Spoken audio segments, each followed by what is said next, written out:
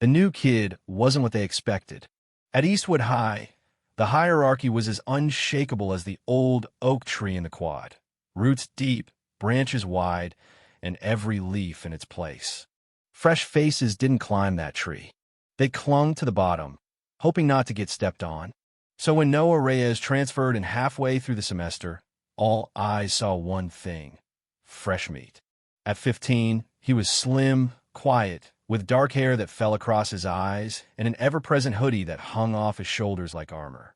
He didn't make eye contact. He didn't raise his voice. He didn't look like much of anything at all. To predators like the self-declared royalty of Eastwood High, that was an open invitation.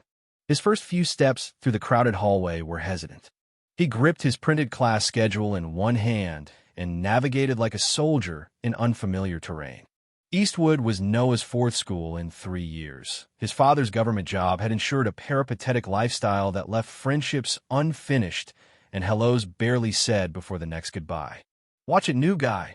Noah had barely rounded the corner when he bumped into a wall of muscle wrapped in a varsity jacket. The boy who towered over him had a square jaw, tightly cut blonde hair, and a smirk that screamed entitlement. His name, stitched onto the jacket in gold thread, read Chase Ellison. "Didn't see you there," Noah murmured, stepping back instinctively. "Yeah, clearly," Chase said, his smile widening. "You better remember that name. It matters around here." Flanking Chase were two boys, one red-headed and freckled, the other with slick dark hair and a matching Letterman jacket. They laughed, circling Noah like sharks around a bleeding fish.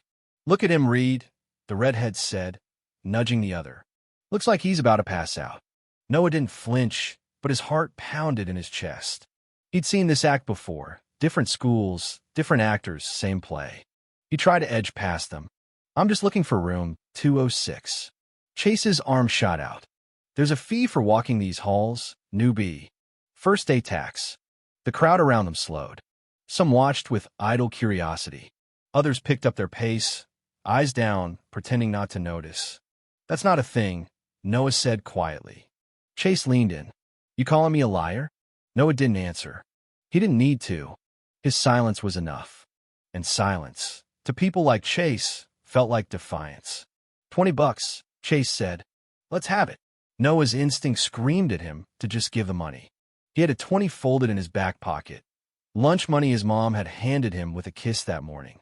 But something inside him had changed.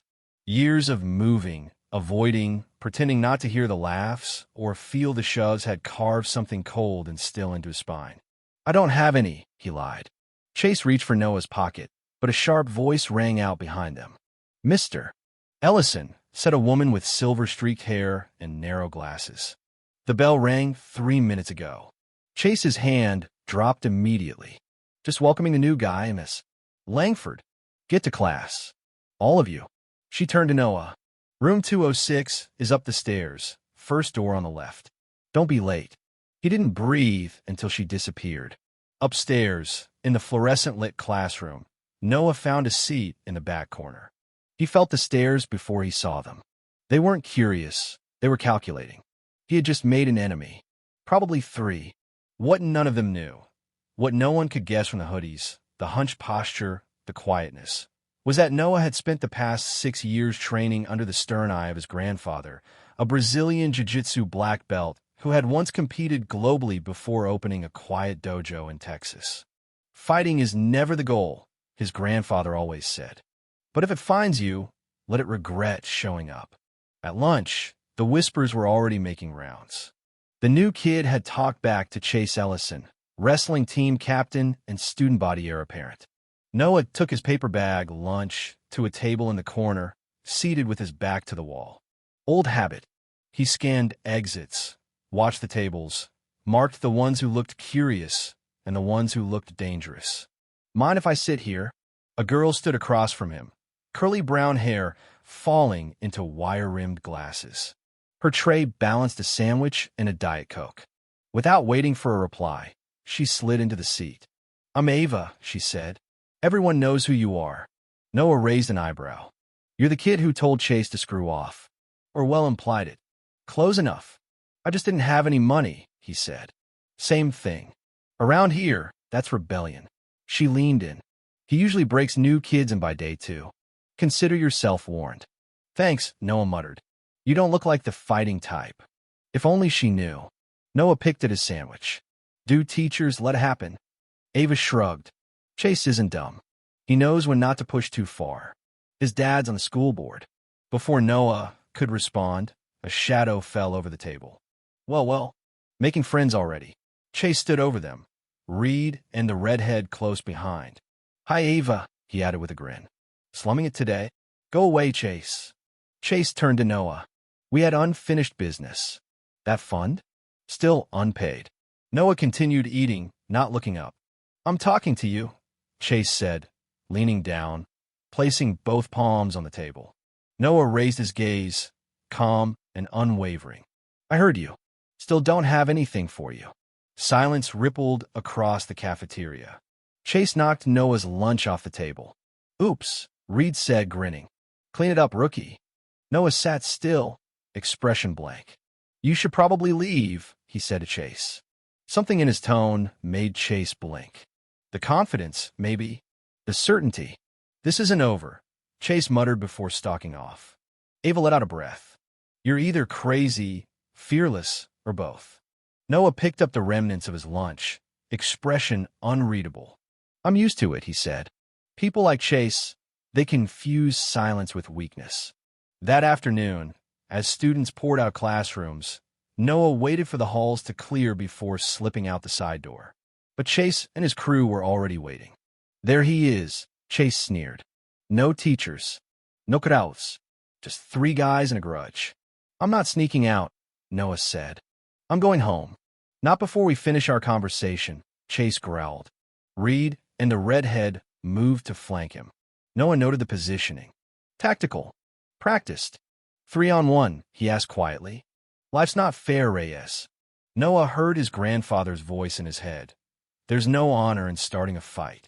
But sometimes defending yourself is the only honorable thing left. You don't want to do this, Noah said softly. Oh, but I do. The first punch came fast. But Noah was faster. He sidestepped, grabbed Chase's arm, and flipped him cleanly onto his back. The hallway echoed with the sound of him hitting the ground. Marcus Reed rushed in.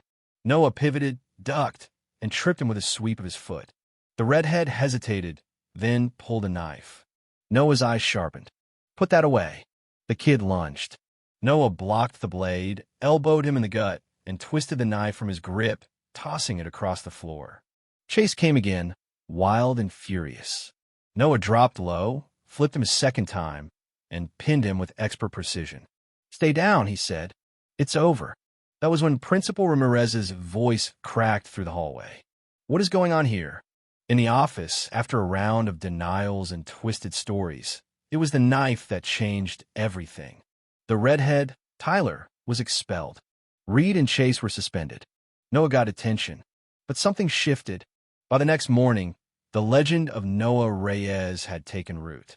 He walked into school, and silence followed. Then nods. Then space. Look at you, Ava said, finding him at his locker. A silent storm. I'm not a hero, Noah said. No, she agreed. But you might be a turning point. Chase didn't speak to him again. Not until weeks later, when he approached Noah in the parking lot.